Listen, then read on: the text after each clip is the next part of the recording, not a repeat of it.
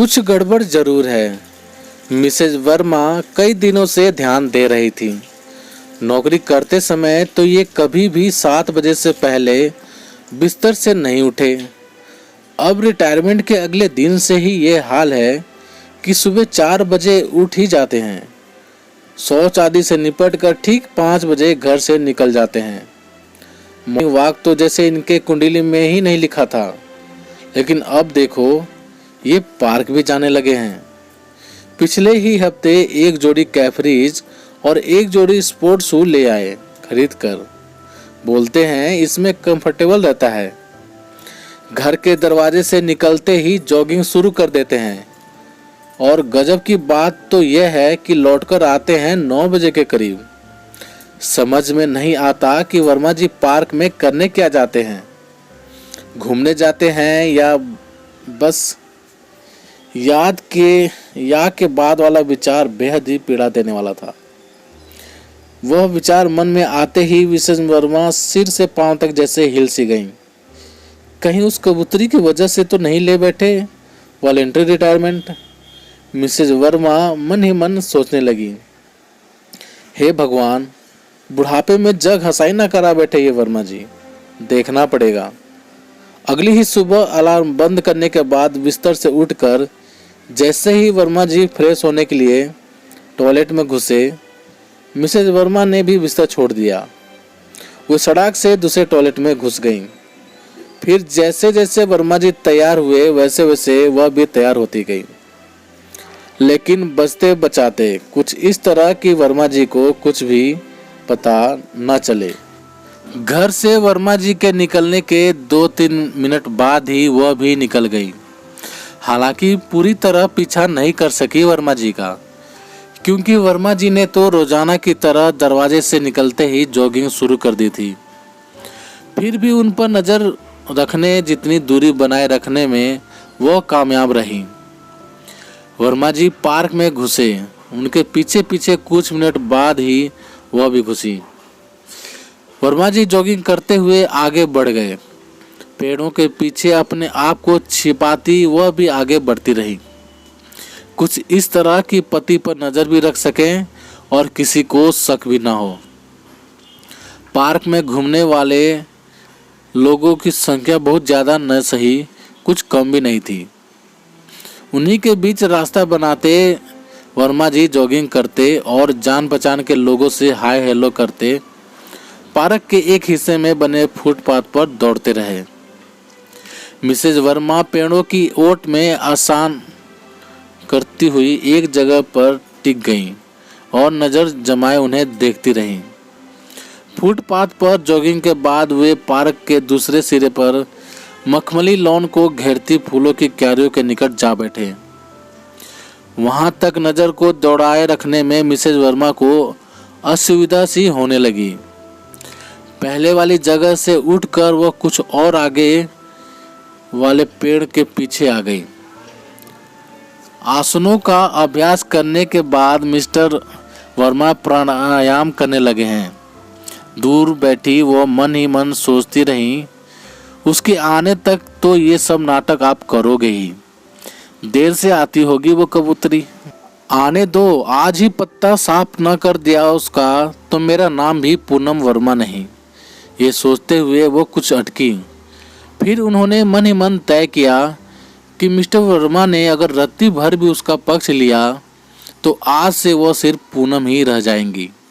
वर्मा उपनाम हटा देंगी हमेशा के लिए। तभी उन्होंने देखा कि प्राणायाम के बाद वर्मा जी क्यारियों की छोटी पौधों के बीच उग आई घास को उखाड़ने में जुट गए हैं। घूमने आने वाले लोग उन्हें देखते और आगे बढ़ जाते। छी छी, मिसेज वर्मा को उनकी इस हरकत पर घृणा सी हो आई। ये अब माली का काम ही करने बैठ गए। माना कि बहुत शौक है इन्हें फूल पौधों का, लेकिन इसका यह तो मतलब नहीं है कि यहाँ पार्क में आकर करीब 1 घंटे तक वर्मा जी घास उखाड़ने के इस काम में लगे रहे। उखड़ी घास को एक और फेंकने के बाद वो फूलों पर मंडराती तितलियों के पीछे बच्चों की तरह दौड़ने लगे। बैठी हुई तितली के रंगों को निरखते परखते और उसके बैठे रहने तक भूत बने खड़े रहते, बिल्कुल ऐसे जैसे इतने पास से तितली कभी देखी ही ना हो। भाग लो तितलियों के पीछे, भाग लो इस उम्र में जितना जी चाहे। बैठी बैठी मिसेज वर्मा उन पर कूदती रहीं। मज़ा तो तब आएगा बच्चू जब वो कबूतरी पार्क में आएगी और मैं तुम्हारे सामने ही अपने इस चुटकी से उसे मसल डालूंगी। उधर वे भूत बने खड़े थे कि तभी एक गेंद उनके पांव पर आकर लगी। उनका ध्यान भंग हो गया। वो धीरे से झुके और गेंद को उठा लिया। अंकल इधर जल्दी जल्दी। क्यारियों से दूर पार्क के नज़दीक वाले एक कोने में क्रिकेट खेल रहे कुछ बच्चों में से फील्डिंग कर रहे बच्चे चिल्लाए। उन्होंने चिल्ला रहे बच्चों की ओर गेंद को न उछालकर उसे जहां का तहां डाल दिया और जोर से चिल्लाए, ओए मैं एम्पायरिंग करूंगा, फील्डिंग नहीं। यह कहने के साथ ही फूलों और तितलियों का साथ छोड़कर वे बच्चों की उन टीमों का अंपायर बनकर विकेट्स के पास जा खड़े हुए। दूर पेड़ की ओट में बैठी मिसेज वर्मा उनकी अजीब गरीब हरकतों को देखती रहीं। उन्हें यकीन था कि मिस्टर वर्मा जी का जॉगिंग और प्राणायाम करना, क्यारियों में गुड़ाई करना, तितलियों को देखना और अंपायरिंग करना सब टाइम पास का जरिया है। ऐसा करके वे उस कबूतरी के आने तक का समय किसी न किसी तरह बिता रहे हैं। उसके आ जाने के बाद पार्क के किसी घने झुरमुट में प्रेमालाप होगा। बस मिसेज वर्मा जी का क्रोध से पूरा बदन हिल सा गया। माथे पर पसीने की बूंदें छलछला आईं। सांसें गहरी गहरी चलने लगी। पूरी खुली होने के बावजूद भी आंखों से जैसे दिखना ही बंद हो गया हो। चलें। अचानक ये सब सुनकर उनकी तंद्रा टूटी। वह बुरी तरह चौंक गई। वर्मा जी बच्चों के पास से चलकर कब उन तक आ पहुँचे उन्हें पता ही नहीं चला। आसन और प्राणायाम जैसी चीज़ें भी पति से छिपकर चुपचाप करोगी? भाई ये तो हद हो गई तुम्हारे संकोची स्वभाव की।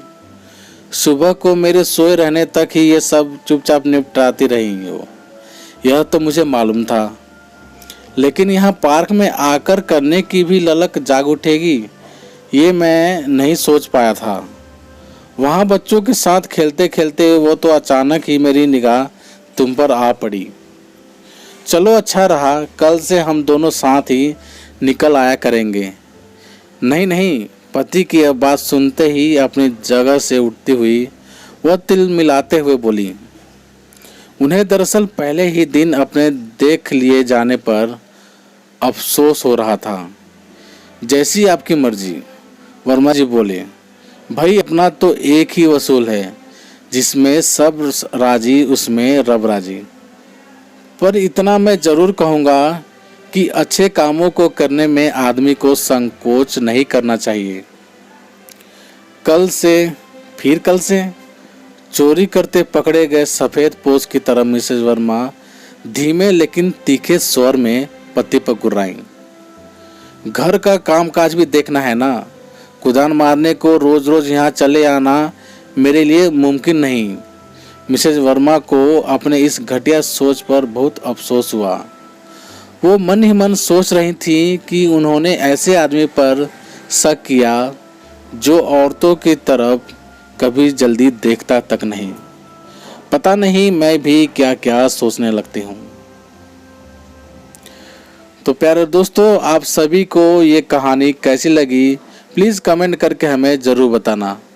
यदि कहानी आप सभी को अच्छी लगी हो तो लाइक करना, शेयर करना और चैनल पर नए हो तो चैनल को सब्सक्राइब भी ज़रूर कर देना। तो चलिए दोस्तों, मिलते हैं आप सभी से एक और नई कहानी के साथ। तब तक के लिए जय हिंद, वंदे मातरम।